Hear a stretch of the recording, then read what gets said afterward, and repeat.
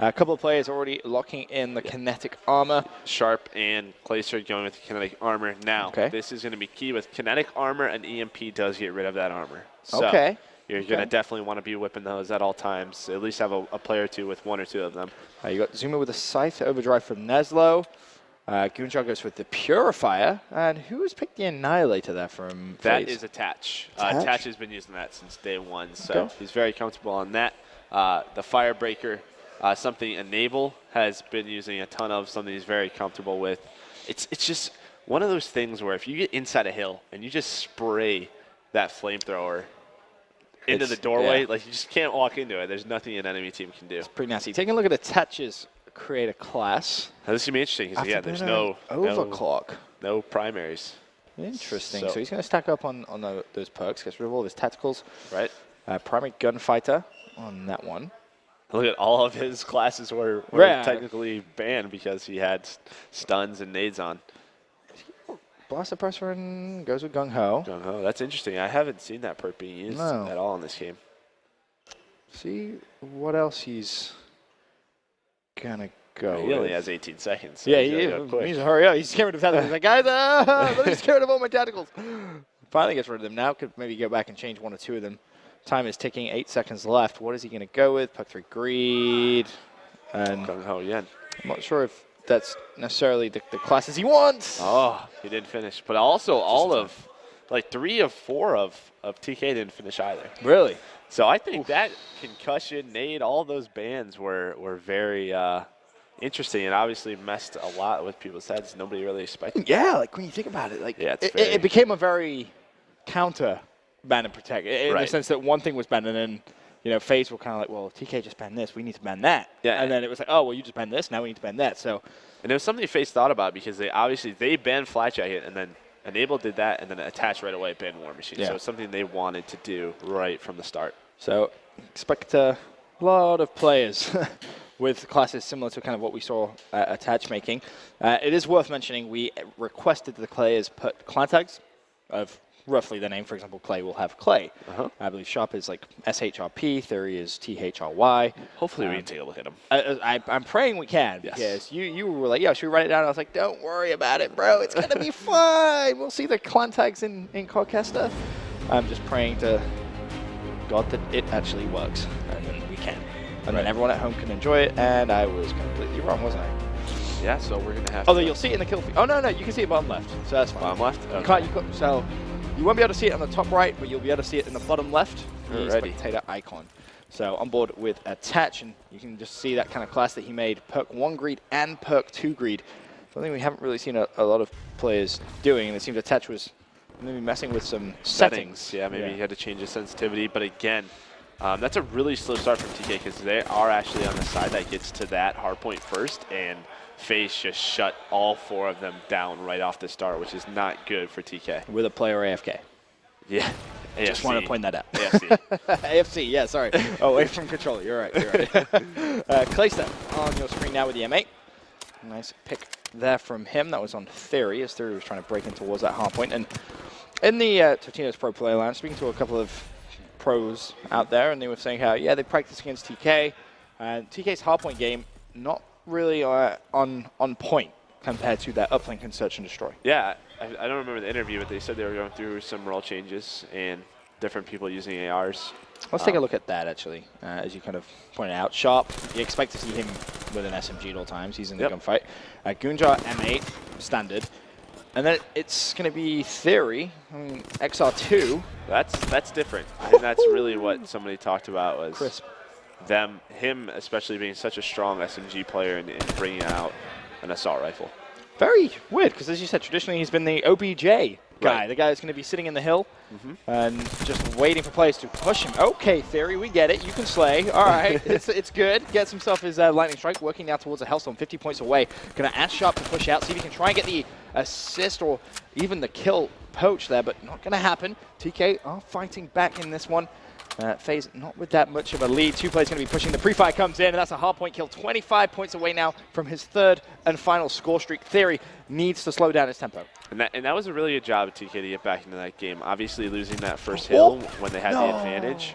but able to get those spawns where Theory's spawning right now, which is right next to that hill. So going into the middle hill, he does have his streaks. Annihilator at the ready for attach. And, well, he just completely flopped there. Over to Enable. I believe his specialist will also be, no, not ready, but it's very close. Very, very close indeed. Attach, as I said, waiting to see if he's going to use his.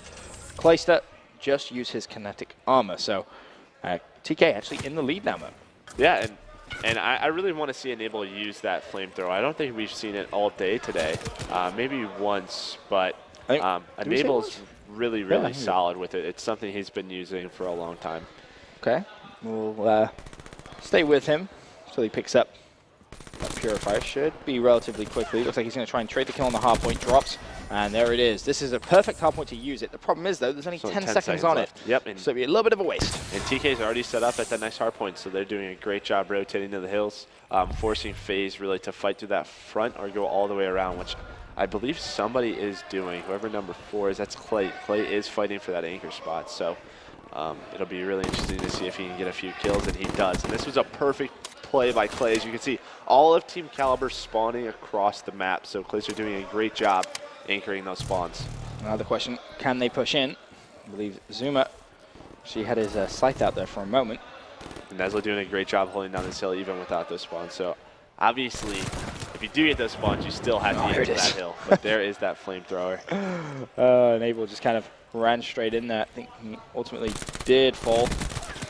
Over now to Team Kaliber. Theory, the AR not able to pick up that kill. But again, remember, he has his streaks. And speaking of streaks, Sharp now getting a little closer to his lightning strike. Yeah, and again, I wouldn't say there's too many good hills for streaks to be useful. I think maybe that middle hill, maybe the one that we were just on. But after that, most of them are covered by roofs, so it's definitely going to be difficult to find a good time to use them. I feel like it's very tough. Right. Because you would say, I think the counter argument to that is, yeah, you know, all the hills are inside, well, use it to get rid of the anchors. Right. But your Hellstorm starts so high that by the time it's gone down, you can kind of move away, and Clayster, for example, would have been able to escape. Your Lightning Strike, you get a warning that someone's using the Lightning Strike, so guess what? You can hide and get inside. So streaks on this, maybe catch them in rotation, I guess, would be the only way you could really use them efficiently enough. But TK with the lead, 141 to 79 points for FaZe with 4 minutes remaining in the game. Yeah, and TK just doing a great job, but this is one of the first hills that they haven't had spawn, so they're going to have to break from the front or push out that anchor. And there's only 20 seconds left, so if they die here, I'd really like to see them go towards that next hill. And this is the strength of that Purifier. I mean, as soon as it touches someone, like he barely touched that last guy. He picked up 3, and they're just gone. Yep, they literally melted. You like that one. I do, I loved it. Puns, so many of them. Theory now on your screen. Waiting to see potentially when he would use those streaks, but doesn't need to. And got to give Theory some props. I think a lot of people would have looked at this move to change roles from Theory from hardcore OBJ to your AR slow anchor player as potentially crazy. Some would say a little absurd, but 16 and 14 picked up his streaks. He's held the spawns down for a massive part of this game. He's going in gunfights against Clayster and winning. Yeah, and I just think that Goonjar is such an aggressive slayer that maybe he wasn't paying attention to time as an anchor or whatever it was, and Theory's like, you know what, I got it. You shoot everything, I'll worry about the little stuff. It's just strange considering at the end of AW, they allowed Neslo to kind of take that role. Right. You would have thought going into Black Ops 3, try and stay as comfortable as you possibly could, I guess. But, I mean, it seems to be working. They have that lead against FaZe right now as a Lightning Strike dropped. Clay was able to pick up Goonjar. And as you said, he used those during rotation, so Clay was able to pick up that kill, and that's a huge kill because, I mean, this hill is the money hill, and FaZe could take the lead right off of this. Attach does have the Annihilator ready, but you can see FaZe a little bit more concerned about locking down that spawn. And look at all of TK trying to get through that computer room, trying to get the spawns before they push that hill. Some big gunfights coming in now from TK. And EMP just launched over towards Zuma, and that's of course going to delay his movement and cause a bit more slow pace from him. And TK really did a great job breaking that. There's always sort of that thing where, all right, we have to either push the anchor or push the front of the hill and try to get hill control. If we die pushing out the anchor, we're just wasting so much time. And it almost seemed like TK did that simultaneously. They hit both, and they were able to pick up all those kills. So great job by TK. Oh, the problem is a wild enable with a flamethrower jumps in. Yeah. And Nezla blinked and he died. It was very quick. Theory does still have his lightning strike available to use. 183 to 169. We talked earlier on in the day about, you know, whether games are going to go to strategical, hey, jump up the hill, let's bleed the clock. Still 3 minutes 40 still to play at 188 to 171. Yeah. That's a lot of people obviously on the hill. on this map, that's not going to be a thing. Maybe on some other maps that might be, we'll see in the semifinal and the final when we have some different hardpoint maps if that time runs down anymore. I am really curious about that, because I think that adds such a different strategy to the game, something that players may not necessarily even thought about. Placed it out on your screens for FaZe. Picks up one, tries to go 28 and 15. Yeah, almost double positive. Playing pretty well. Yep. Still has Hellstorm to use, so it's Clay's Hellstorm versus Theory's Lightning Strike as the kind of streaks in the latter part of this one. Unfortunately, Clay is going to fall there. Back over to Team Kaliber. It's going to be Theory. He will fall. Goonjar now on your screen as FaZe trying to tie up this game. Yep, and only with 7 seconds left, as you see, TK is already set up at the next one, so FaZe is going to have to get that anchor spawn or breakage from the front. So, staying with Goonjar right now. M8. At his disposal, big win from him, and Purify is ready as well. That could be huge at potentially trying to break into a hard point if FaZe are able to get a little bit of control. And looking at that mini-map, that's what you would kind of expect, but a big defensive hold from TK comes through. Yeah, and you couldn't see it, but in the back at the anchor, Theory did win a one-on-one versus Clayster, and that's what's forcing FaZe to have to fight through that front.